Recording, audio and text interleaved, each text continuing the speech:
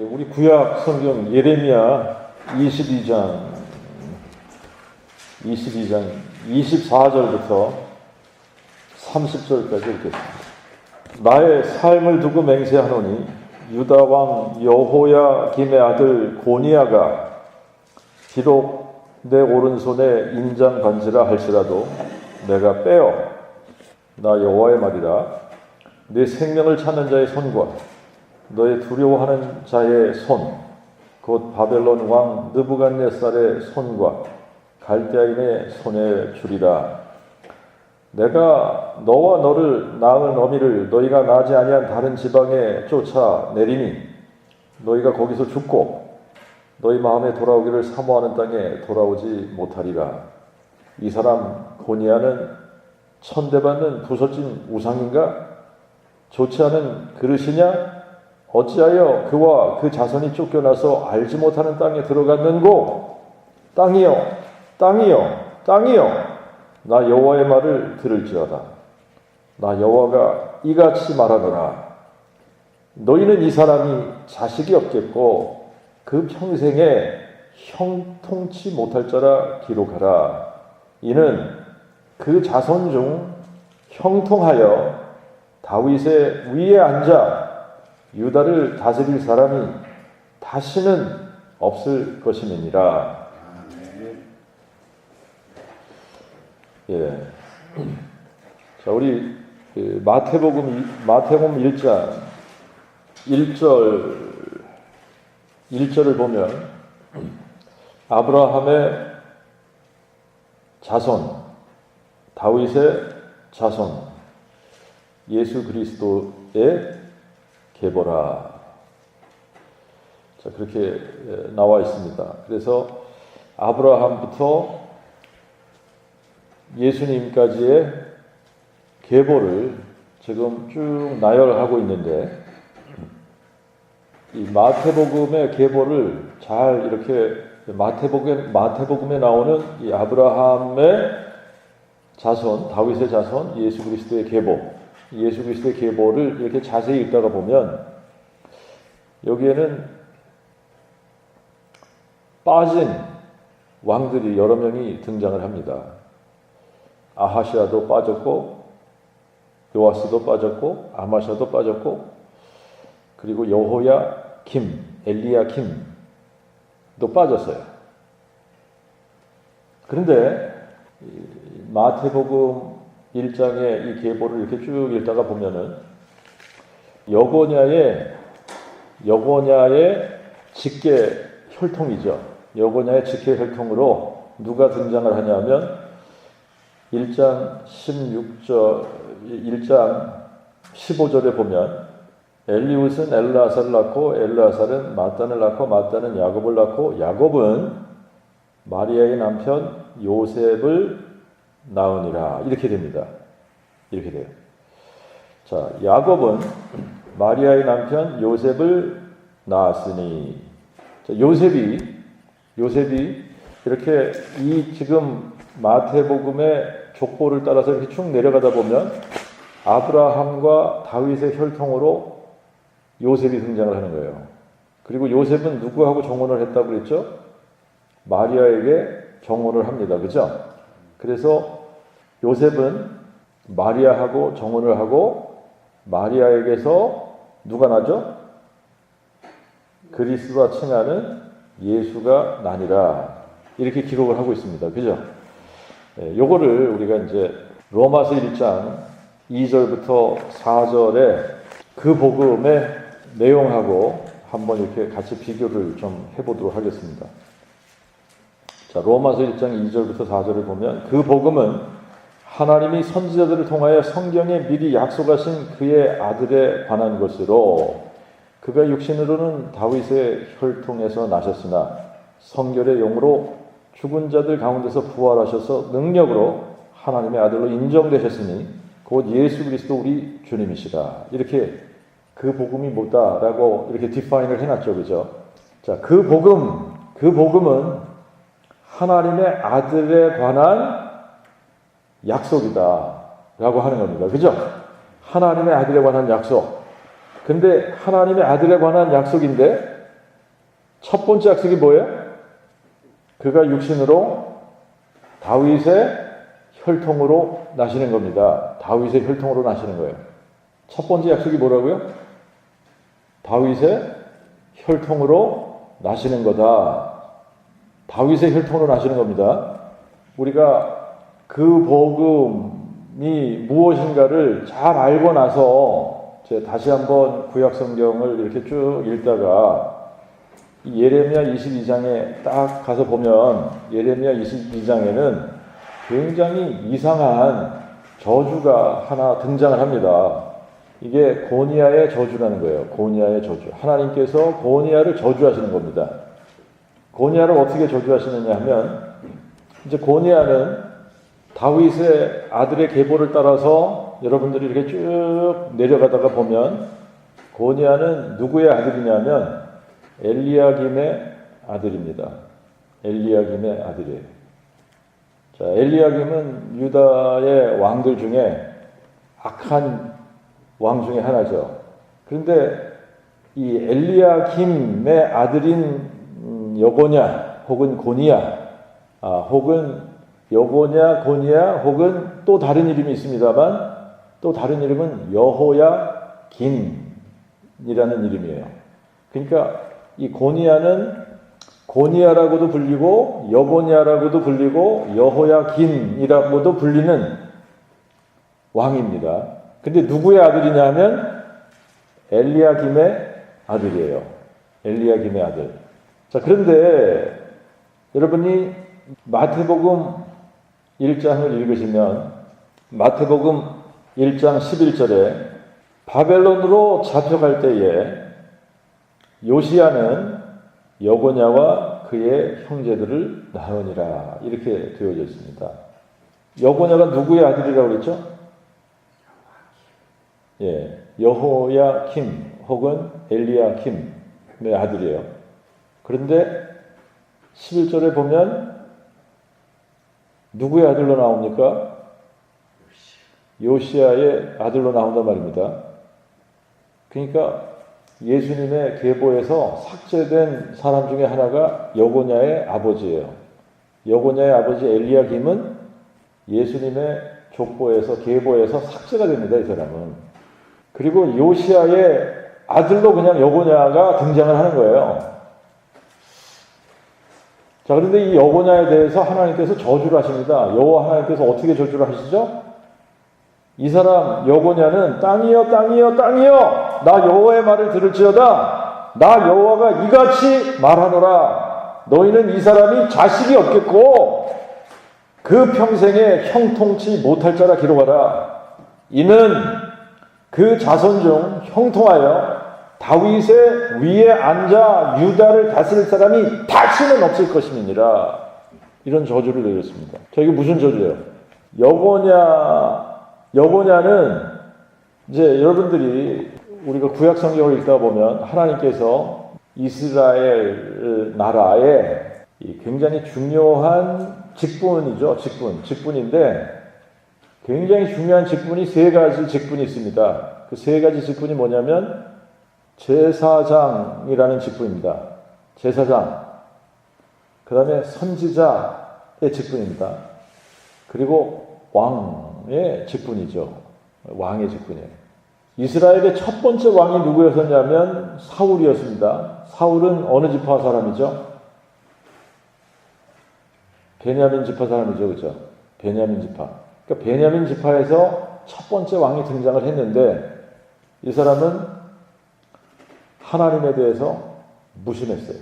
마음이 하나님에게 가 있질 않았습니다.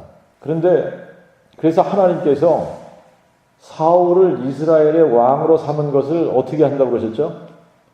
후회하셨다 그랬어요. 그런데 사울을 왕으로 세웠는데 왕이 되기 전에는 굉장히 겸손했었는데 왕이 딱 되고 나니까 금방 교만해진 거예요.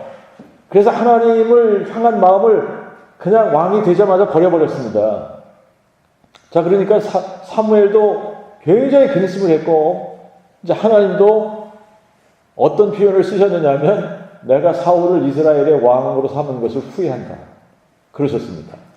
자, 그러던 중 하나님께서 누구를 만나냐면 이새의 아들 다윗을 만나니, 이새의 아들 다윗을 만나니 그는 내 마음에 합한 자라, 이런 표현을 씁니다.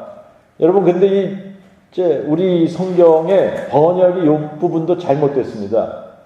하나님께서 내가 이새의 아들 다윗을 만나니 이 사람은 내 마음에 합한 자다. 이게 번역이 잘못된 번역이에요. 정확한 번역은 어떻게 해야지 되냐면, 내가 이새의 아들 다윗을 만나니 이 사람은 내 마음을 쫓는 자다. 이렇게 번역을 해야 되는 겁니다. 내 마음에 합한 자다. 이게 아니라, 야, 내가 이새의 아들 다윗을 만나니까 다윗, 이 사람은 나의 마음을 쫓는 자야. 라고 하는 거예요. 나의 마음을 쫓는 자야. 사울을 왕으로 세웠는데 사울은 하나님의 마음을 쫓지 않았어요. 그죠? 하나님의 마음을 쫓는 것이 아니라 자기의 명예와 자기의 욕심과 자기의 영광을 쫓은 사람입니다. 하나님에 대해서는 무심한 거예요. 그런데 이새의 아들 다윗을 만나니까 이 다윗은 하나님의 뜻을 쫓는 거예요. 하나님의 마음을 쫓는 사람인 거예요. 그래서 하나님께서 기뻐했던 겁니다. 자, 그래서 킹십, 이 이스라엘의 왕이 되는 이 왕권을 갖다가 사울에게서 어떻게 하죠? 다윗으로 옮기는 겁니다. 다윗으로 옮기는 거예요. 그리고 하나님께서 이제 이 다윗에게 어마어마한 약속을 해주십니다. 어마어마한 약속을 해주셔요. 자, 근데 그 약속이 언제 이제 그 약속을 해주시는 거냐면, 이 다윗 때까지만 하더라도 이스라엘 백성들이 태버네코, 성막을 가지고 있었던 겁니다. 그죠? 성막을 가지고 있었어요. 성전이 없었어요. 이때까지만 해도 성전이 없었습니다. 자, 그래서 하나님의 법궤가 어디에 있었습니까? 텐트 아래 있었던 거예요. 그냥 텐트를 쳐놓고 그 밑에 하나님의 법궤를 모셔놓은 겁니다. 자, 그런데 다윗이 자기가 왕이 됐어요. 자기가 왕이 돼서 자기는 백향목 나무로 멋있게 만든 왕궁에서 살고 있는데 하나님의 법궤를 보니까 초라한 텐트 아래 있단 말입니다.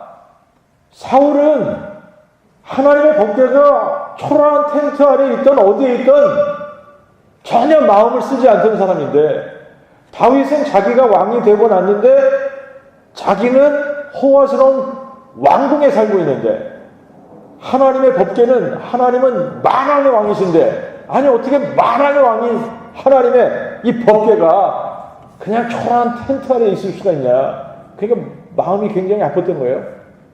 그래서 마음에 무엇을 품었느냐면, 내가 하나님의 법궤가 이런 초라한 텐트 아래 있는 것보다 그분의 영광에 맞는 성전 안에 모셔야겠다. 그래서 하나님의 법궤를 위해서 내가 집을 지어야겠다. 이 마음을 품었던 겁니다. 자, 그랬는데 하나님께서 다윗에게 나단 선지자를 통해서 이렇게 말씀을 하는 거예요. 다윗아, 내가 나를 위해서 집을 세우겠다고? 나를 위해서 네가 집을 짓겠다고? 아니야. 내가 너를 위하여 집을 세워줄게. 하나님께서요, 다윗의 그 마음을 읽으시고, 내가 너를 위해 집을 세울게. 내가 너를 위해 집을 세우는데, 너의 드론이죠. 보좌. 너의 너의 자손 중에 너의 보좌에 앉아 영원히 이스라엘을 다스릴 자가 나올 것이다. 하나님께서 다윗의 집을 세워주시는데, 다윗의 자손 중에 다윗의 보좌에 앉아 영원히 이스라엘 나라를 다스릴 자가 나오겠다는 겁니다. 이거는 어마어마한 축복이죠. 그죠? 놀라운 축복이고 언약인데, 이 언약이 뭐에 대한 언약입니까? 이게 그 복음인 거예요. 여러분, 이게 그 복음. 자, 하나님께서 그의 선지자들을 통하여 성경에 미리 약속한 그의 아들에 관한 것으로 그가 육신으로는 다윗의 혈통으로 나시겠고, 그 복음의 첫 번째 약속이 뭡니까? 하나님의 아들이 누구의 혈통으로 오신다는 거죠? 다윗의 혈통으로 나신다는 겁니다. 그런데 하나님께서 이미 다윗에게 이 약속을 해주신 거죠? 내가 이세 아들 다윗을 만나니까, 야, 다윗은 내 마음을 쫓는 자구나. 내 마음, 내 뜻을 쫓는 자예요.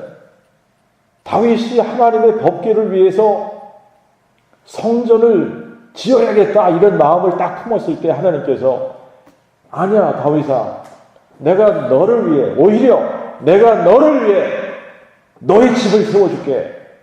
너의 자손 중에 너의 보호자에 앉아 이스라엘 나라를 영원히 다스릴 자를 나타나게 할 거야. 그게 누구예요? 예수. 그래서 예수가 누굽니까? 하나님이 다윗이 주라고 불렀던 다윗의 주제 아니에요? 다윗이 주라고 불렀던 다윗의 뿌리 아닙니까? 다윗의 뿌리. 근데 이 다윗의 뿌리가 뭐가 되시겠다는 약속이죠? 다윗의 자손이 되시겠다는 약속입니다. 이게 그 복음 아니에요? 그 복음이죠. 그런데 자, 지금 보세요. 이스라엘 나라에는 굉장히 중요한 직분 세 개가 있다고 그랬지 않습니까? 제사장과 선지자와 왕이라고 그랬죠. 그죠? 제사장은 이미 모세를 통해서 애굽에서 이스라엘 백성들을 끌고 나올 때에 제사장을 세웁니다. 근데 제사장을 세울 때 레위 지파에서만 제사장이 나오게 하는 거예요. 레위 지파 중에서도 아론의 아들들이래야 제사장을 할 수 있게 한 겁니다. 그러니까 제사장이 되려면 다른 지파에서는 아무리 훌륭한 사람이 나와도 제사장이 될 수 없습니다. 어느 지파에 계세요? 레위 지파에 계세요. 레위 지파. 그러니까 레위 지파가 아니면 제사장이 될 수 없는 겁니다. 레위 지파 중에서도 누구의 아들? 아론의 아들들이래야 제사장이 되는 거예요. 자, 선지자가 되는 조건은 특별한 지파에서 되는 조건이 하나도 없어요. 그러니까 아무 지파에서나 선지자가 나올 수 있는 거예요. 그런데 왕은 또 다릅니다. 이제 다윗 때부터 시작해서 왕은 누구의 아들이래야 돼요? 다윗의 아들이래야 돼요. 다윗의 자손이래야 되는 거예요. 다윗의 자손. 근데 다윗의 아들들이 여러 명 있었습니다만 다윗이 자기의 왕권을 누구에게 물려주죠? 솔로몬에게 물려줍니다. 그래서 다윗의 왕권을 물려받은 아들은 솔로몬의 라인에서 나오는 거예요. 그래서 이 솔로몬의 라인을 타고 쭉 내려오다 보면 누가 등장하냐면 요시아라는 사람이 등장을 하는 겁니다. 이 유다의 왕들 중에 분열 왕국이 돼서 다윗 이래의 유다의 왕들 중에, 유다의 역대 왕들 중에 다윗과 같이 하나님의 마음을 쫓았던 왕이에요. 그런데 요시아에게 엘리야김이라는 아들이 등장을 합니다. 그리고 엘리야김은 여호야김을 낳아요. 그래서 왕권이 어떻게 내려가냐면 요시아에서 엘리야김, 엘리야김에서 여호야김 이렇게 내려가는 거예요. 요시아에서 엘리야김으로 왕권이 넘어가고 엘리야김에서 여호야김, 고니야, 여고냐에게 왕권이 넘어간 겁니다. 그래서 여고냐가 왕이에요. 그런데 여호와 하나님께서 여고냐를 저주하시는 겁니다. 고니야를 저주하시는 겁니다. 어떻게 저주하는지 아시죠? 나 여호와가 이같이 말한다. 너희는 이 사람이 고니야가, 여고냐가 자식이 없겠고 그 평생에 형통치 못할 자라 기록하라. 이는 그 자손 중 형통하여 다윗의 보좌에 앉아 유다를 다스릴 사람이 다시는 없을 것입니다. 자, 이게 무슨 저주입니까? 이게 여호냐, 네가 유다의 마지막 왕이 되겠다. 이제 너의 혈통으로. 여호냐는 무자한 사람이 아닙니다. 이 당시에도 자식이 있었습니다. 그런데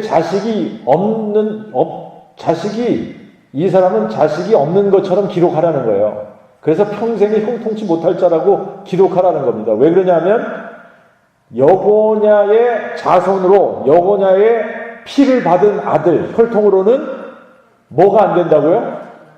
유다의 왕이 될 사람이 다시는 없을 거다라고 하는 겁니다. 그러면 다윗의 왕권이 계속 다윗의 혈통을 따라 이렇게 쭉 내려가다가 요시아에게 내려갔고, 요시아의 아들 엘리야김에게 내려갔고, 엘리야김의 아들 여호야김에게 내려갔단 말입니다. 그러면 여호야김, 고니야, 여고냐의 혈통을 받은 아들들이 이 왕권을 물려받게 되어져 있는데 어떤 저주가 내려지느냐 하면 여고냐의 혈통으로는, 여고냐의 피를 받은 아들들에게는 다윗의 왕권을 물려주지 못하도록 한 겁니다. 아무도 여고냐의 자손으로서는 다윗의 보좌에 앉아서 유다를 다스릴 왕이 다시는 없을 것이라고 기록을 해라. 저주가 정확하게 성취가 됩니다. 여고냐는 바벨론 왕 느부갓네살이 예루살렘을 침공하면서 여고냐와 이 왕족들과 귀족들을 끌고 바벨론으로 끌고 갑니다. 포로로 끌고 가요. 그리고 느부갓네살이 여고냐의 작은 아버지죠. 시드기야를 왕으로 세웁니다. 그리고 시드기야 때에 예루살렘은 멸망을 하는 거예요. 그러니까 유다의 오피셜리 유다의 마지막 왕은 여고냐였던 게 맞는 거예요. 여고냐 이후로 여고냐의 자손들이 유다의 왕 위에 오른 사람은 아무도 없습니다. 자, 그래서 이제 마태복음을 여러분들이 쭉 읽다가 보면 아브라함의 자손, 다윗의 자손, 그러면서 아브라함이 이삭을 낳고, 이삭은 야곱을 낳고, 야곱은 유다와 그의 형제를 낳고, 유다는 다말에게서 베레스와 제라를 낳고, 베레스는 헤스론을 낳고, 헤스론은 람을 낳고, 이렇게 쭉 가면서 이제 다윗의 계보로 쭉 옮겨갑니다. 그리고 11절에 바벨론으로 잡혀갈 때 요시아는 여고냐와 그의 형제들을 낳습니다. 이렇게 기록을 했어요. 그리고 바벨론으로 잡혀간 이후에 여고냐의 자손들 중에 유다의 왕이 된 사람이 아무도 없습니다. 아무도 없고 쭉 내려가서 야곱은 마리아의 남편 요셉을 낳았으니 마리아에게서 그리스도라 칭하는 예수가 나시니라. 이렇게 된 겁니다. 자, 그런데 이 예레미야 22장의 여고냐의 저주, 고냐의 저주는 예수님이 유대인의 왕이 되시기에 꼭 필요한 저주였다라고 하는 겁니다. 이 저주가 없으면 예수님은 유대인의 왕이 되실 수가 없어요. 이제 그 부분을 제가 이제 좀 여러분들하고 살펴보려고 합니다. 이제 여러분들이 마태복음 1장 16절에 보니까 야곱은 마리아 남편 요셉을 낳았고 마리아에게서 그리스도라 칭하는 예수가 나시니라 이랬는데, 이 예수는 2장 2절에 보니까 예수님이 유대인의 왕이신 거예요. 근데 이 유대인의 왕이신 예수님이 나신 겁니다. 유대인의 왕 예수가 나신 것을 동방의 박사들이 알았어요. 그래서 그의 별을 보고 그에게 경배하기 위해서 700마일 가까운 데를 찾아온 겁니다. 유대인의 왕이 나셨는데 그가 어디 계시냐? 유대인의 왕이 나셨다. 그런데 그가 어디 계시냐? 굉장히 중요한 표현입니다. 유대인의 왕이 나셨다는 거예요. 그러면 유대인의 왕은 누구의 보좌에 앉으셔야 되죠? 다윗의 보좌에 앉으셔야 되는 거예요. 근데 다윗의 보좌에 앉으실 유대인의 왕이 나셨다. 근데 그가 어디 계시냐? 이러고 찾으러 온 겁니다. 자, 누가복음 1장을 읽읍시다. 누가복음 1장 26절부터 읽어 내려가겠습니다. 여섯째 달에 천사 가브리엘이 하나님의 보내심을 받아 갈릴리 나사렛이란 동네에 가서 다윗 가문의 요셉이라 하는 사람과 정혼한 처녀에게 이르니 그 처녀 이름은 마리아라. 천사가 그녀에게 들어가 말하되 평안할지어다. 은혜를 받은 자여 주께서 너와 함께 하시니 여인 중에 네가 복되도다 하니 마리아가 보고 그의 말에 크게 놀라 이런 인사가 어찌민고 생각하며 천사가 말하되 마리아여 두려워 말라. 네가 하나님께 은총을 입었느니라. 보라 네가 잉태하여 한 아들을 낳으리니 그의 이름을 예수라 하라. 저가 큰 자가 되고 지존자의 그 아들이라 일컬음을 받을 것이요 대주제 하나님께서 그의 조상 다윗의 보좌를 저에게 주시리니 누구의 보좌를 주신다고요? 다윗의 보좌를 저에게 주신다고요. 저가 야곱의 집을 영원히 다스리실 것이며 그의 나라가 무궁하리라 하며 마리아가 천사에게 말하되 나는 남자를 알지 못하니 어찌 이 일이 있으리까? 천사가 대답하되 성령이 네게 임하시고 지존자의 그 능력이 너를 덮으시리니 그러므로 네게서 나실 바 거룩한 자를 하나님의 그 아들이라 일컬으리라. 이제 가브리엘이 마리아에게 나타나서 너는 남자를 알지 못했지만 성령이 네게 임하시고 지존자의 그 능력이 너를 덮으셔서 내가 잉태해서 한 아기를 낳게 되는데 그 아들은 하나님의 아들이라고 불려질 거야. 미래형입니다. 하나님의 아들이라고 불려질 거야. 하나님의 아들이라고 일컬어질 거야. 이 말이에요. 미래형으로 쓰여진 거죠. 그죠? 하나님의 아들이라고 불려질 거야. 이사야 9장 6절과 7절을 가서 보겠습니다. 이는 한 아기가 우리에게 낳고 한 아들을 우리에게 주신 바 되었는데 그 어깨에는 정사를 메었고 그 이름을 기묘자라 모사라 전능하신 하나님이라 영존하시는 아버지라 평강의 왕이라 할 것입니다. 그 정사와 평강의 더함이 무궁하며 또 다윗의 보좌에 앉아서 그의 나라를 굳게 세우고 지금부터 영원토록 공평과 정의로 그것을 보존하실 것이라 만군의 여호와 열심히 이를 이루시리라. 자, 구약에서는 이제 창세기 3장에서부터 하나님이 어떤 약속을 하시냐면 여자의 후손이 뱀의 머리를 박살낼 거라는 약속을 해주십니다. 여자의 후손. 그런데 이사야 7장 14절에 가서 보면 그게 이런 식으로 표현을 해요. 처녀가 잉태하여 아들을 낳으리니. 여러분, 처녀가 어떻게 잉태합니까? 처녀가 잉태할 수 있어요, 없어요? 없잖아요, 그죠? 그런데 처녀가 잉태한다는 거예요. 처녀가 잉태해서 아들을 낳게 되는데 처녀가 낳는 그 아들의 이름을 뭐라고 부를 거라고요? 임마누엘이라 부르리라. 임마누엘이라 하리라. 근데 임마누엘이라는 뜻이 뭡니까? 우리와 함께 하시는 하나님? 다시 말하면 무슨 얘기예요? 하나님이 우리와 함께 하시기 위해서 처녀의 몸을 통해 한 아들로 우리에게 오신다는 얘기 아닙니까? 그죠? 근데 그것을 이사야 9장 6절에 가서 보니까 정확하게 어떻게 예언이 되어진 겁니까? 우리에게 한 아기가 태어날 거고 우리에게 한 아들이 주신 바 되는데 그 어깨에는 정사가 메었다. 그분이 다스리실 거라는 얘기예요.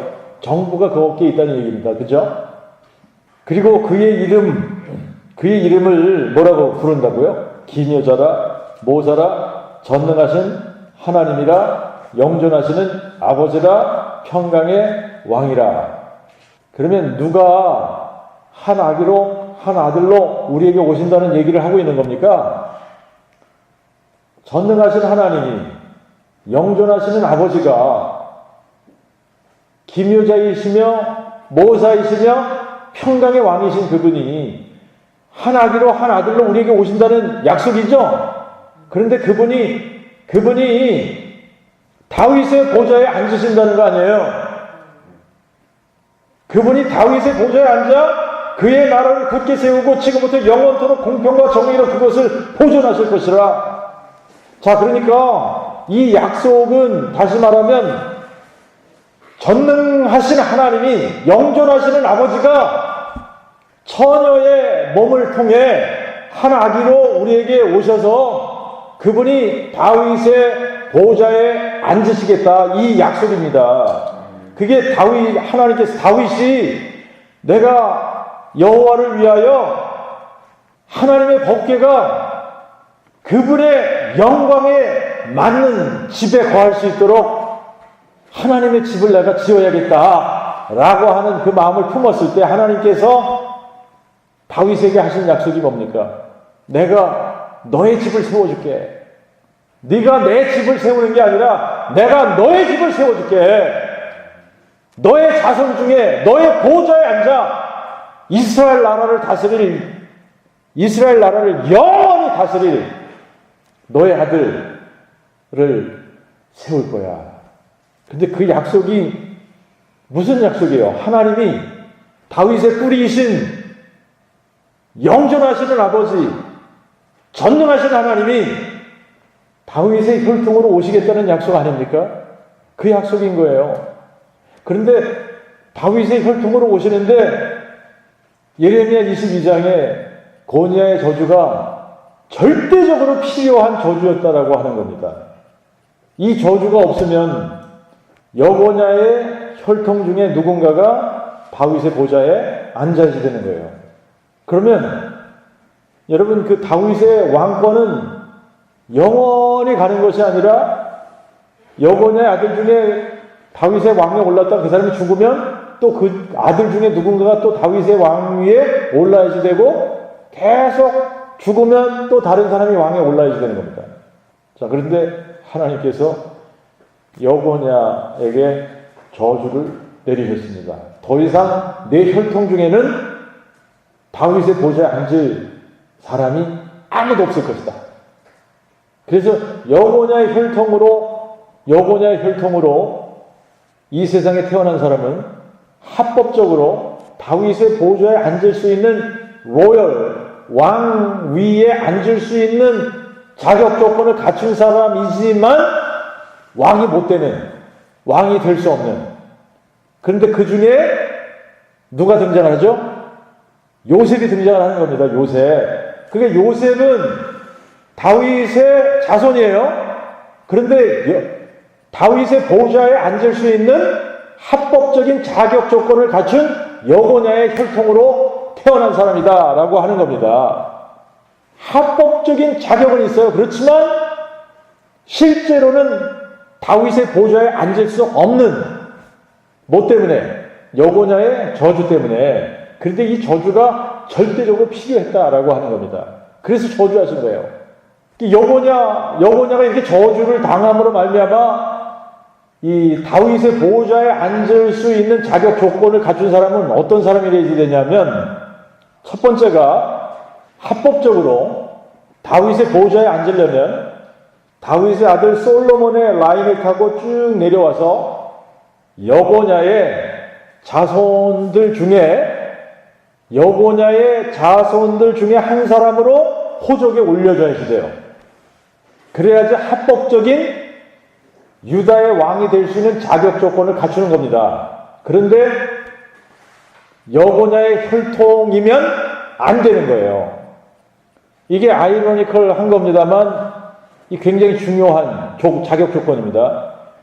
여고냐의 혈통으로서는 유다의 다윗의 보좌에 앉을 사람이 다시는 없겠다 그랬기 때문에 실제로 여고냐의 피를 이어받은 여고냐의 혈육은 다윗의 보좌에 앉을 수 없지만, 그렇지만 합법적으로 왕위에 오르기 위해서는 여고냐의 아들로 호족에 등록이 되어야 된다라고 하는 거예요. 그러니까 여고냐의 아들은 아니지만, 혈통은 아니지만 여고냐의 아들로 호족에 올려져야 다윗의 보좌에 앉을 수 있는 자격 조건이 된다라고 하는 겁니다. 그런데 이 사람은 또 다윗의 혈통 이래야지 돼요. 다윗의 혈통. 그러니까 자 보세요. 다윗의 혈통이 돼야지 되고 여고냐의 피를 이어받으면 안 돼요. 그런데 합법적으로 여고냐의 아들로 올려져야지 돼요. 자, 이 세 가지 조건 아시겠죠? 첫 번째 조건은 뭐죠? 첫 번째 조건은 다윗의 혈통이 돼야지 되는데 여고냐의 피를 받은 혈통이 아니라 다윗의 다른 아들들 중에 자손으로 등장을 해야 되는 거예요. 자, 그 다음에 두 번째 조건은 그러면서도 여고냐의 혈육은 아니래야 된다. 그런데 세 번째 조건은 뭐죠? 그러나 필요한 건 뭐예요? 여고냐의 아들로 호적에 입양이 되어져야 돼요. 올려져야 돼요. 이제 그 조건을 아시겠죠? 여고냐의 혈육은 아니래야지 되고, 그런데 다윗의 혈통이 되어야 돼요. 그리고 여고냐의 아들로 호적에 올려져야 돼요. 이 세 가지 조건이 맞지 않으면 다윗의 보좌에 오를 수가 없는 겁니다. 자, 누가복음 3장을 가서 보시죠. 누가복음 3장 23절부터 보겠습니다. 23절부터. 이 계보는 지금 여러분들이 마태복음 1장하고 계보를 비교하셔야 돼요. 이 계보는 마리아의 계보입니다. 마리아의 계보. 그런데 마치 이제 마리아는 여자이기 때문에 여기 이름이 나오질 않고 대신 예수. 자, 예수께서 가르침을 시작하실 때에 30세쯤 되시니라. 이는 사람들이 아는 대로 요셉의 아들이니, 사람들이 아는 대로 누구의 아들이라고요? 요셉의 아들인데 요셉의 아들이 아니에요. 요셉의 아들이 아니죠? 요셉의 아들이 아니에요. 근데 요셉의 아들로 호적에 올려진 겁니다. 요셉하고는 혈육 관계가 전혀 없는 겁니다. 만약에 요셉하고 혈육 관계가 있다 그러면 다윗의 보좌에 오를 수 있어요, 없어요? 없어요. 자, 그런데 요셉의 아들로 호적에 올려져야 돼요. 요셉의 아들이니 그 위는 헬리요, 그 위는 마따시요, 그 위는 레위요, 그 위는 멜기요. 여러분 이렇게 쭉 가는데 31절을 보세요. 31절을 보면 그 위는 멜레아요, 그 위는 메나니요, 그 위는 마따다요, 그 위는 나단이요, 그 위는 누구죠? 다윗이죠. 그러니까 다윗에게 여러 명의 아들들이 있었는데 솔로몬의 형인지 동생인지 브라더입니다. 솔로몬의 브라더 중에 나단이라는 브라더가 있었던 거예요. 그런데 나단의 라인을 타고 누가 등장하는 거냐면 마리아가 등장을 하는 겁니다. 근데 이 마리아가 누구하고 정혼하죠? 요셉하고 정혼하는 거예요. 자, 그러니까 예수님은 마리아를 통해서 다윗의 혈통이 된 겁니다. 다윗의 혈통으로 나시겠고 그랬잖아요. 그죠? 그 다윗의 혈통으로 나시겠고 그랬는데 누구를 따라서 가면 다윗의 혈통이 되냐면 마리아를 따라서 가면 다윗의 혈통이 되는 겁니다. 자, 마리아를 따라서 갔더니 다윗의 혈통으로 됐는데, 그런데 마리아는 나단의 혈통이기 때문에 그 혈통을 가지고는 다윗의 보좌에 앉을 수가 없는 거예요. 누구의 왕권이 누구에게로 갔기 때문에? 솔로몬에게 갔기 때문에 솔로몬의 아들들 중에 이렇게 쭉 내려가면 고니아가 나온단 말입니다. 그러니까 고니아의 혈육 중에 합법적으로 다윗의 보좌에 앉을 수 있는 사람이 등장을 해야 되는데 고니아의 혈통을 가지면 안 되게 되어져 있단 말입니다. 그러니까 다윗의 혈통이면서 고니아의 아들로 호적에 올려져야 된다는 얘기예요. 그렇기 때문에 자, 하나님께서 어떻게 섭리를 하신 겁니까? 요셉을 등장시키셨어요. 그죠? 요셉은 누구의 라인의 아들이죠? 고니아. 다윗, 솔로몬 쭉 내려가서 고니아, 그 다음에 쭉 내려가서 요셉이 등장하는 거예요. 그죠? 자, 요셉이 등장을 했습니다. 여러분, 만약에 이게 지금 이 요셉의 고니아의 저주가 없었더라면 이사야 7장 14절 보라 처녀가 잉태해 아들 낳으리니 그 이름을 임마누엘 하리라. 처녀가 잉태해서 아들을 낳아서 그 아들이 다윗의 보좌에 앉으시는 이런 일이 생겨줄 수가 없는 거예요. 왜 그러냐면 고니아의 아들이래야 되잖아요. 그런데 고니아의 아들이면 어떻게 되냐면 하나님의 아들이 아닌 거예요. 자, 여러분 보세요. 고니아의 아들로 태어나면 아버지가 누구래야지 되죠? 고니아의 자손 중에 한 사람이래야 되는 거예요. 이해가 되십니까? 그러면 고니아의 씨를 받으면 어떻게 돼요? 이 사람은 사람의 아들이지 하나님의 아들이 아닌 거예요. 이해가 되십니까? 자, 그런데 하나님께서 어떻게 지금 약속을 하셨냐면 나는 여자의 후손으로 갈 거야 라고 약속을 하신 겁니다. 여자의 후손. 그러니까 처녀가 잉태해서 아들을 낳아야 되는 거예요. 그래서 처녀가 잉태해서 아들을 낳게 되면 남자는 빠져야 되는 거죠. 사람의 씨를 받지 않는 겁니다. 사람의 씨를 받지 않고 아들이 등장한다는 얘기예요. 그래서 처녀가 잉태해야 아들을 낳으리니 이 약속이 이루어지기 위해서는 고니아의 저주가 must예요. must. 고니아의 저주가 꼭 있어야 되는 거예요. 그러면 어떻게 됩니까? 처녀가 잉태를 해서 아들을 낳는데 이 처녀는 누구의 혈통이 돼야 되죠? 다윗의 혈통이 돼야 되는 거예요. 다윗의 혈통 중에 한 처녀가 임마누엘 하나님을 잉태해야 되는 거예요. 자, 그게 누가복음 1장 우리가 26절부터 쭉 읽었습니다만 누가복음 1장에 나오는 거 아니에요. 그죠? 누가복음 1장에 처녀가 잉태하잖아요. 아니 마리아가 나는 남자를 알지 못하는데 아니 어떻게 이런 일이 있습니까? 그런데 천사가 뭐라고 대답하죠? 성령이 내게 임하시고 지존자의 그 능력이 너를 덮으시리니 그러므로 내게서 나실 바 거룩한 자를 하나님의 아들이라 일컬으리라. 왜 하나님의 아들이라고 일컬을 수밖에 없죠? 사람의 아들이 아닌 거예요. 그죠? 자, 근데 이제 사람의 씨를 받아서 낳은 아들이 아니기 때문에 사람의 아들은 아닙니다만 또 엄마는 사람이란 말입니다. 그러니까 하나님의 아들이면서 사람의 아들인 거예요. 하나님의 아들이면서 다윗의 아들인 거예요. 이해가 되시나요? 근데 이게 그 복음의 신비라는 겁니다.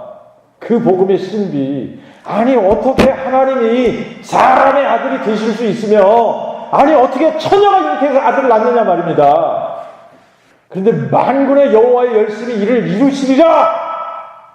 하나님의 열심히 이를 이루신다는 겁니다. 하나님께서 친히 이 일을 이루시고 말겠다는 거예요.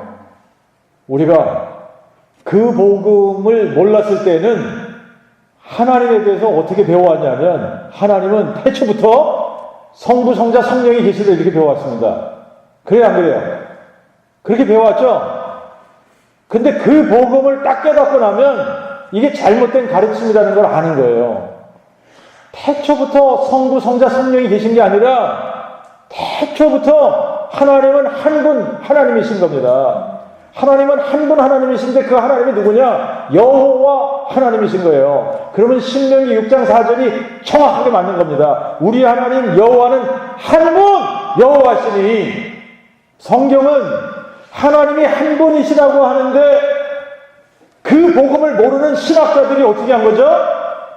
하나님이 세 분이라고 자꾸 얘기하는 거예요. 세 분이면서 하나다. 말도 안 되는 소리를 자꾸 만들어내는 겁니다.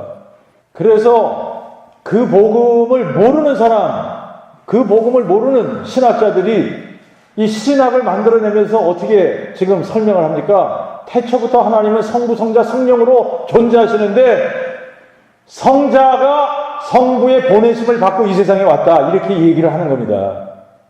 그 태초부터 성부하고 성자가 함께 계셨다는 거예요. 그런데 성부와 성자가 함께 계셨는데 성부는 성자가 아니다. 이렇게 이야기를 해왔단 말입니다. 성부는 성자가 아니고 성자는 성부가 아니고 그래서 위는 세 위가 있는데 갓헤드는 자기네도 무슨 말 하는지를 모르는 거예요. 갓헤드가 뭔지도 몰라. 그런데 갓헤드는 하나다. 그런데 삼위다. 자기네들도 무슨 말 하는지 모르면서 헛소리를 해대는 겁니다. 그러니까 그 복음을 모르는 상태에서 우리가 다 그렇게 배워온 거예요. 근데 그 복음은 하나님이 선지자들 통하여 성경에 미리 약속한 누구에 관한 거라고요? 하나님의 아들에 관한 약속이다. 근데 하나님의 아들에 관한 약속은 그가 육신으로는 다윗의 혈통으로 나시겠고, 그런데 누가 다윗의 혈통으로 오신다는 얘기입니까? 여호와 하나님이. 여러분, 하나님은 한 분인 거 맞죠? 근데 그 한 분 여호와, 한 분 하나님이 누구예요? 여호와죠? 여호와 맞습니까? 그러면 하나님이 사람이 되셨으면 누가 사람이 된 겁니까? 여호와가 사람이 되신 거예요. 여호와 하나님이 사람 되신 겁니다. 그러니까 구약에서는 이거를 계속 미래형으로 약속했다고 그랬잖아요. 여호와가 사람이 되실 거다. 전능하신 하나님이 사람이 되실 거다. 영존하시는 아버지가 사람이 되실 거다. 영존하시는 아버지가 어떻게 한 아기 한 아들이 되십니까? 이분은 영원히 아버지신데, 제가 그 복음이 깨달아지고 나서 우리 아들한테 이렇게 한번 얘기를 해봤습니다. 야, 아들아, 내가 네 아들이 되면 어떻게 되겠냐?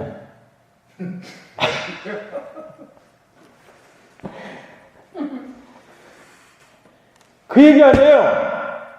아버지가 아들이 되겠다는 얘기 아닙니까?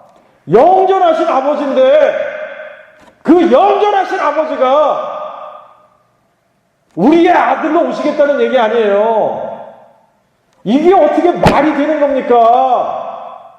그러니까 그 복음은 신비 그 자체예요. 그래서 그 복음의 신비라고 하는 겁니다. 이거를 풀을 수 있어요, 없어요? 풀 수 없는 거예요. 신비를 어떻게 풀어요? 이거를 풀으면 더 이상 이거는 신비가 아닌 거지요. 어떻게 이게 신비가 됩니까? 근데 이거는 신비 그 자체예요. 이거를 풀 수 있는 사람이 아무도 없어요.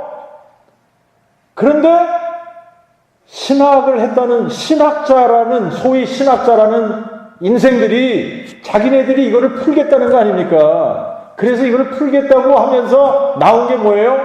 하나님은 태초부터 성부, 성자, 성령으로 존재하신다. 그런데 성부는 성자가 아니시고, 성자는 성부가 아니시고, 성자는 성령도 아니고, 성령은 성자도 아니고, 성령은 성부도 아니다.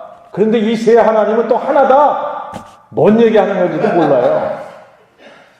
그런데 성부가 성자를 보내서 성자가 성부의 보내심을 받고 오셨다.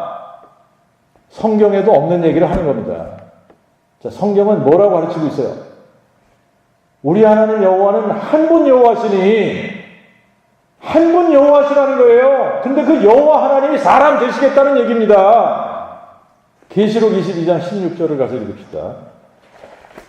나 예수는 내 천사를 보내어 교회들을 위하여 이것들을 너희에게 증거하게 하였노라. 나는 다윗의 뿌리요 자손이니 곧 광명한 새벽별이니라. 여러분, 나 예수는 다윗의 뿌리인 동시에 뭐라고요? 자손이래요. 이게 어떻게 가능합니까? 이게 어떻게 가능하냔 말이에요. 그러니까 이거는 풀 수 없는 신비란 말입니다. 그러니까 신비는 신비대로 놔둬야지 되는 거예요. 맞아요, 틀려요? 그런데 이 신비를 자기네들이 풀겠다고 이 신비를 풀어요. 그래서 하나님의 본질을 쫙 자기의 말로 설명을 해버려요. 그러면 누가 하나님 되는 겁니까? 오히려 하나님보다 지혜롭다는 얘기를 하고 있는 거예요. 그 복음을 모르니까 그냥 교만이 하늘 끝까지 올라가는 거죠. 그러면서 이거를 부정하면 이단이 아닌 애들, 이게 말이나 되는 겁니까? 이거를 부정하는 사람들은 다 이단으로 정죄해. 말도 안 되는 거예요. 말도 안 되는 거예요. 누가 이단입니까? 자, 성경은 분명하게 하나님은 한 분이시라고 우리에게 계시해주고 있습니다. 하나님은 한 분이세요. 근데 한 분이신 그 하나님의 이름이 뭐라 그랬죠? 여호와. 여호와의 뜻이 뭐죠? 네. I am who I am. 이거를 설명이 안 되니까 스스로 계신 자. 그런데 하나님의 이름이 뭐예요? 그랬을 때 하나님께서 나는 나야. 나는이야, 나는. 그러니까 우리가 그러면 하나님을 부를 때 나는 이렇게 불러야 되는 겁니까? 그러면 얼마나 헷갈릴 거예요. 그죠? 그러니까 니네가 나를 부를 때는 나는이라고 부르지 마. He is, He was, He is to come 이라고 불러라. 그게 여호와라는 뜻이에요. He is, 이제도 계시고, He was, 전에도 계셨고, He is to come, 장차 오실 자. 그걸 다른 말로 하면 뭐예요? 시작과 끝, 알파와 오메가. 우리 하나님은 한 분이에요. 여호와. 근데 그 여호와 하나님이 사람 되시겠다고 약속하신 겁니다. 그래서 나 예수는 다윗의 뿌리요 자손이라는 거예요. 불가능한 얘기인데 인간에게는 그분은 전능하신 자죠. 그래서 그분이 가능케 하신 거예요. 그분은 다윗의 뿌리이시면서 뭐라고요? 자손이신 거예요. 여러분, 이게 그 복음이라고요. 이게 그 복음이라고요. 그러니까 성경은 하나님이 사람 돼서 오실 것을 계속 약속하신 겁니다. 우리가 믿는 하나님은 우리하고 아무 상관없이 눈에도 안 보이고 우리하고 관계도 없이 그냥 막연하게 계시는 그런 하나님이 아니라 우리와 함께 하시기 위해서 사람 되신 하나님이에요. 더 놀라운 것은 그분이 사람 되셔서 부활하신 거 아닙니까? 그죠? 그분이 사람 되신 하나님이라는 것을 알 수 있는 방법이 없기 때문에 두 번째 약속을 주신 겁니다. 그 두 번째 약속이 뭐죠? 죽은 자 가운데서 부활하셔서 이 부활의 능력으로 하나님의 아들로 인정되시겠다는 거예요. 그러니까 그 어떠한 능력도 하나님의 아들로 인정받을 수 없습니다. 뭐가 있어야 되죠? 부활의 능력이 있어야 되는 거예요. 이 부활의 능력이 아니면 하나님의 아들로 인정이 안 되는 거예요. 자, 그 복음이 뭡니까? 하나님이 사람 되시겠다는 약속이에요. 사람이 되실 때는 누구의 혈통을 따라오시겠다고요? 다윗의 혈통을 따라오시겠다. 그래서 이분이 다윗의 혈통을 따라 오셔서 다윗의 보좌에 영원히 앉으시기 위해서 한 가지 하셔야 되는 일이 있습니다. 사망을 삼키셔야 돼요. 사망을 패하셔야 돼요. 그래서 생명과 죽지 아니함을 드러내셔야 되는 겁니다. 근데 이분이 하셨어요, 안 하셨어요? 하셨어요. 부활로 하신 겁니다.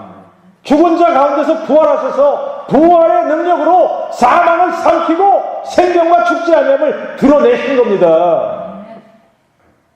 여러분, 그래서 고니아의 저주가 필요했던 거예요. 만약에 고니아의 저주가 없었더라면 어떻게 되죠? 다윗의 보좌에는 누가 앉아야 돼요? 고니아의 아들들이 앉아야 되는 겁니다. 그렇게 되면 다윗의 보좌가 영원할 수가 없는 거예요. 그런데 하나님이 다윗의 혈통으로 오시되 나단의 라인을 통해서 동정녀 마리아를 택하셔서 마리아의 몸에 잉태되셔서 사람의 모양으로 만들어주신 겁니다. 그거를 빌립보서 2장에서는 이런 식으로 표현한 거예요. 빌립보서 2장 6절부터 보겠습니다. 그는 근본 하나님의 본체시나 여러분, 그는 누구를 얘기하는 거죠? 예수 그리스도를 얘기하는 거죠?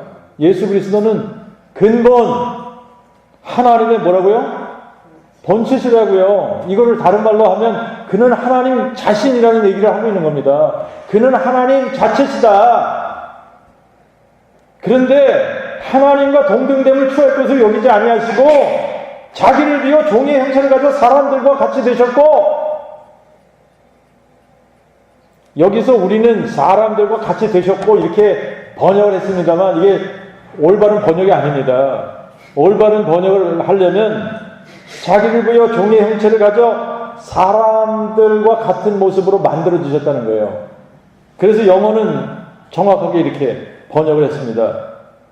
Emptied himself, taking the form of a servant, being made in the likeness of a man. being made, 만들어졌다. in the likeness of man. 사람들의 모양으로 만들어지신 거예요. 그러면 여러분, 또 다른 질문입니다. 이분은 전능하신 하나님이시죠? 영전하신 아버지시죠? 만물의 창조주시죠? 근데 그분이 사람으로 만들어지셨으면 피조물이 되신 거죠. 맞아요? 틀려요? 피조물이 되신 거예요? 아니에요? 되신 거예요. 피조물이 되신 거예요. 아니, 어떻게 이게 가능하냐는 얘기입니다. 창조주 하나님이 피조물이 되신 거 아닙니까? 그게 복음이라고요. 그 복음, 하나님이 하나님의 아들이 되신 겁니다. 이해가 되시나요? 하나님의 아들이라는 개념이 태초부터 하나님의 아들이 계셨던 게 아니라 하나님이 사람 되실 때에 하나님의 아들이 되신 거예요. 이게 그 복음의 비밀이라는 겁니다. 그 복음의 신비인 거예요. 신비. 그리스도의 신비. 근데 이 신비를 알아볼 수 있는 유일한 방법으로 하나님께서 허락하신 게 부활의 능력이라는 겁니다. 부활의 능력이 아니면 이분은 하나님의 아들이 아닌 거예요. 아무리 물 위를 걷고 물로 포도주를 만들고 오병이어의 기적을 베풀고 그 어떤 기적을 베풀었더라도 죽은 자 가운데서 다시 살아날 수 없다면 이분은 하나님의 아들이 아닌 겁니다. 온 인류 역사 가운데 죽은 사람들 중에서 다시 살아난 사람은 딱 한 분이에요. 한 분. 누구라고요? 나사렛 예수. 그러니까 이 나사렛 예수가 그리스도시다, 하나님의 아들이시다, 이 얘기입니다. 자, 그러니까 그 복음은, 여러분 이게 분명해야 됩니다. 그 복음은 하나예요, 둘이에요, 셋이에요, 몇 개예요? 오직 하나. 그 복음은 오직 하나. 그래서 하늘에서 내려온 천사라고 할지라도 그 복음 외에 다른 걸 전하면 저주가 있을지어다. 자, 여러분 보십시오. 어저께도 이야기를 했습니다만 그 복음은 누구의 복음이라고요? 하나님의 복음이라고요. 하나님께서 이게 그 복음이라고 정해주신 겁니다. 여기다가 더하거나 빼거나 할 수 있어요? 없어요? 없어요. 더하거나 빼지 마십시오. 여기다가 더하지도 말고 빼지도 말라는 이야기예요. 이거면 다 되는 거예요. 이거면 다 되는 거예요. 그분이 다윗의 혈통으로 오셨고 죽은 자 가운데서 부활하셨다. 그분이 누구시냐? 예수 그리스도시다. 그러니까 성경 전체를 함축하고 그래서 여기서 엑기스를 꽉 짜면 뭐가 나온다고요? 하나님이 사람 되신 분 예수 그리스도. 어떻게 하냐? 부활로 한다. 그래서 다윗의 씨로 죽은 자 가운데서 부활하신 예수 그리스도가 그 복음이라는 겁니다. 여러분 이거 하나면 다 되는 거예요. 이거 하나면. 근데 우리가 그 복음의 능력을 잘 모를 때, 그 복음의 능력을 잘 모를 때 여기다 자꾸 뭔가를 더 하고 싶은 거예요. 이거 가지고 부족한 것 같은 생각이 드는 겁니다. 그러니까 여기다가 뭘 더 첨가해서 이거를 더 부풀리고 뭐 어떻게 해가지고 더 해야지 된다고 생각을 하는 거예요. 만약에 이거 외에 뭔가가 더 필요하다 그러면 그걸 더 붙이셨겠죠. 그런데 더 필요하지 않다는 얘기입니다. 이거 다 되는 거예요. 인간의 모든 문제가 그 복음으로 다 해결이 되는 겁니다. 왜 그러냐면 그 복음은 모든 믿는 자에게 구원을 주시는 하나님의 능력이 되기 때문에, 그래서 이거를 계속 선포해 줘야 되는 거예요. 근데 지금까지 그 복음을 선포하지 않았습니다, 교회들이. 그래서 여러분들이 들어왔던 복음은 저도 그렇게 들어왔었지만 다른 복음을 들어왔던 거예요, 지금까지. 여러분들이 언제 다윗의 뿌리가 다윗의 자손 되신 게 그 복음이라고 들었습니까? 언제 여러분들이 입을 벌려서 다윗의 뿌리가 다윗의 자손 되신 게 그 복음이라고 선포해 본 적이 있습니까? 한 번도 없잖아요. 그래서 어떤 역사가 일어나지 않은 거냐면 구원의 역사가 일어나지 않은 겁니다. 구원의 역사가 일어나지 않으니까 하나님이 누구신지를 모르는 거예요. 하나님이 누구신지 모르니까 엉뚱한 신학적인 교리들을 만들어서 사람들을 다 혼미케 만든 겁니다. 자, 제가 만들어낸 복음 아니죠, 이거? 제가 만들어낸 복음입니까? 아니면 성경에 이게 그 복음이라고 기록이 된 겁니까? 어떤 거예요? 제가 만들어냈어요? 근데 여러분들이 들어왔던 복음은 사람들이 만들어낸 거예요. 우리가 그동안 들어왔던 복음은 사람들이 만들어냈던 잘못된 복음을 들어왔기 때문에 그 복음의 능력이 우리에게 나타나지 않았던 겁니다. 그래서 저도 그렇고 여러분들도 그렇고 부활의 증인이 되지 못했던 거예요. 여러분, 성령 받으면 방언한다고 성경에 나옵니까? 안 나와요. 근데 성령 받으면 분명하게 부활의 증인이 되리라 라고 했습니다. 여러분, 되라와 되리라는 차원이 다른 거예요. 되리랍니다. 되리라. 되리라가 뭐죠? 저절로 되는 거예요. 성령이 우리에게 임하면 저절로 우리가 뭐가 되죠? 예수의 부활의 증인이 되는 겁니다. 어디까지? 땅 끝까지. 저는요, 이 얘기를 하는데 부끄러움이 없어요. 제가 그 복음을 몰랐기 때문에 구원의 능력을 몰랐습니다. 머리로만 구원이라는 걸 알았지 내가 내 몸으로, 내 삶으로 구원의 능력을 체험하지 못한 거예요. 그런데 그 복음이 내 마음에 깨달아지고 믿어졌을 때에 하나님의 나라가 저에게 그냥 임해버린 겁니다. 하나님의 나라가 임하니까 어떻게 돼요? 성령이 임하신 거 아니에요? 성령이 임하시니까 한 번도 제가 부활의 증인이 되지 못했었는데 되리라가 돼버렸어요. 누구를 만나도 부활을 증거하는 자가 된 겁니다. 여러분이 논리적으로 생각해 보십시오. 2000년 전에 하나님은 사람이 돼서 이 땅에 오셨어요. 그래서 제자들을 삼으셨어요. 만드셨어요. 제자들에게 너희는 온 세상에 다니면서 그 복음을 선포해서 또 다른 제자들을 만들어라 그랬습니다. 바울을 포함해서 11제자들이 나가서 제자들을 만들었습니다. 한 사람이 2명씩의 제자들만 만들었어도 제자가 된 사람들은 또 그 복음을 선포할 수밖에 없는 거죠. 그래서 제자들이 또 만들어지고 그러면 여러분, 주님은 이 땅에 벌써 오셨어야지 돼요. 그런데 지금 75억의 인구가 살고 있습니다. 예수 그리스도의 제자라고 할 수 있는 사람들이 몇 명이나 되겠습니까? 누구를 만나든 예수의 부활을 증거하는 부활의 증인으로 살아가는 사람들이 몇 명이나 돼요? 그 복음을 부끄러워하지 않고 어디서고 누구에게나 담대하게 예수가 죽은 자 가운데 살아나셨다. 그래서 예수가 누구시냐? 하나님이 사람 되신 분. 이분이 우리의 하나님이시다. 이분이 우리의 영존하신 아버지시다. 그러니까 그분 앞에 뭐가 되어야 되죠? 굴복이 되어야 되지 않습니까?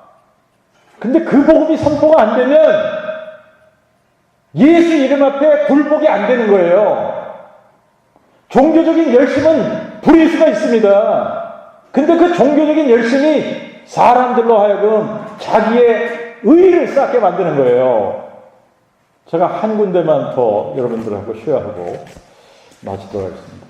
로마서 10장 1절부터 3절까지 보겠습니다. 형제들아, 내 마음의 소원과 이스라엘을 위하여 하나님께 드리는 기도, 곧 저들의 구원을 위한 것이다. 내가 증거하노니 저희가 하나님께 열심은 있으나 지식을 쫓은 것이 아니니 그들이 하나님의 의를 모르고 자신의 의를 세우려 함으로 하나님의 의를 순종치 아니한 것이다. 저는 정확하게 이게 지금 오늘날 기독교를 대표해 주고 있다라고 생각합니다. 하나님에 대해서 열심히 있어요. 새벽마다 부르짖어요. 엄청난 열심을 가지고 모임을 합니다. 매일 새벽 모이죠. 휴일날 저녁 모이죠. 금요일날 또 모이죠. 토요일날 무슨 또 찬양 집회한다고 모이죠. 주일날 오전에 모이고 오후에 모이죠. 엄청난 열심을 가지고 모입니다.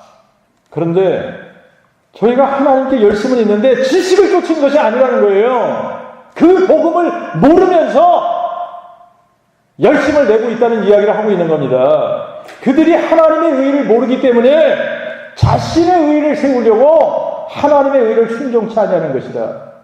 여러분, 대부분 이렇게 열심을 내는 사람들은 자기의 의의가 있습니다. 내가 이렇게 열심이잖아. 그래, 나 예수 잘 믿는 거야. 근데 하나님의 생각은 우리의 생각하고 다르다 그랬죠? 우리의 생각하고 하나님의 생각하고 어느 정도 차이가 난다고요? 하늘과 땅이라고요. 우리는 그거 가지고 우리의 의의를 만들어 가지고 말이죠. 우리가 보세요, 하나님, 내가 얼마나 열심인가? 내가 하나님 안 믿으면 이렇게 열심히 내겠어요? 주여, 주여! 누가 주여 삼천하라고 합니까? 꼴도 보기 싫다. 이 독사의 자식들아.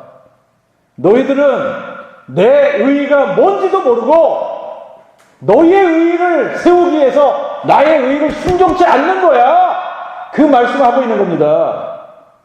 여러분, 지금 이 종교적인 시스템 안에 기독교가 들어와 있어서 사순절을 왜 지키는지도 모르면서 사순절을 지키는 거예요. 사순절이 뭔지도 모르면서 사순절 지키고 있는 겁니다. 부활을 선포해야지 되고 있을 때 예수가 십자가에 죽었다고 자꾸 선포하고 있는 거예요. 하나님을 기쁘시게 하고 있는 것이 아니라 마귀를 기쁘게 하고 있는 거예요. 마귀를 멸하지 않으면 하나님의 의가 드러나지 않습니다. 마귀가 멸해져야 하나님의 의가 드러나는 겁니다. 그런데 마귀를 뭘로 멸하신 거예요? 부활로 멸하신 거예요. 예수 그리스도가 세상에 드러나기 위해서는 예수의 부활을 선포해야만 예수가 하나님의 아들 그리스도이심이 드러나는 겁니다. 여러분, 그 복음에 뭐라고 되어져 있죠? 그가 육신으로는 다윗의 혈통으로 나시겠고 성결의 영으로 죽은 자 가운데서 부활하셔서 능력으로 하나님의 아들로 인정되신다 그랬죠? 그러니까 뭘 선포해야 그분이 하나님의 아들이라고 드러내는 겁니까?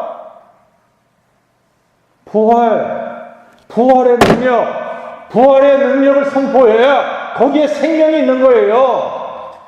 자, 그 부활의 능력 안에만 무슨 생명이 있는 거죠? 영원한 생명이 있는 거예요. 영원한 생명. 예수님이 이 땅에 오신 것은 우리를 위해 죽으러 오신 게 아니라 그랬죠? 뭐하러 오셨다고요? 우리에게 영원한 생명, 부활 생명을 주시기 위해서 오신 겁니다. 그분이 사망을 삼키고 승리하기 위해서 오신 겁니다. 그래서 우리에게 자신에게 있는 부활 생명, 영원한 생명을 우리에게 나누어 주시기 위해서 오신 거예요. 그런데 그 방법이 매우 단순합니다. 예수가 죽은 자 가운데서 부활하신 것을 마음이 믿기만 하면 하나님께서 우리에게 그 부활의 생명을 나눠주시겠다는 겁니다. 마음에 믿을 때, 머리에 할 때가 아니라 마음에 믿을 때 우리는 하나님의 자녀가 되는 거예요. 마음에 믿을 때 우리가 구원을 받는 겁니다. 마음에 믿으면 성령이 우리에게 임하는 거예요. 성령이 우리에게 임하시면 권능을 주시는 겁니다. 그래서 땅끝까지 예수 부활의 증인이 되리라가 되는 겁니다. 왜 그러냐면 그 복음 선포는 여러분이 성령 받지 않으면 할 수 없어요. 그 복음 선포는 누가 하는 거냐면 성령께서 하시는 거기 때문에 그러는 거예요. 자, 다시요. 그 복음이 뭐라고요? 그 복음은 하나님의 아들에 관한 약속입니다. 누가 다윗의 혈통으로 나시겠다는 약속이죠?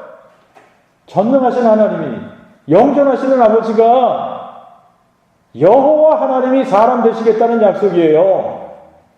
뭘로 안다고요? 부활로 안다. 그래서 우리가 부활을 선포해 줘야만 예수가 전능하신 하나님이 사람 되신 분이라는 것을 드러내는 겁니다.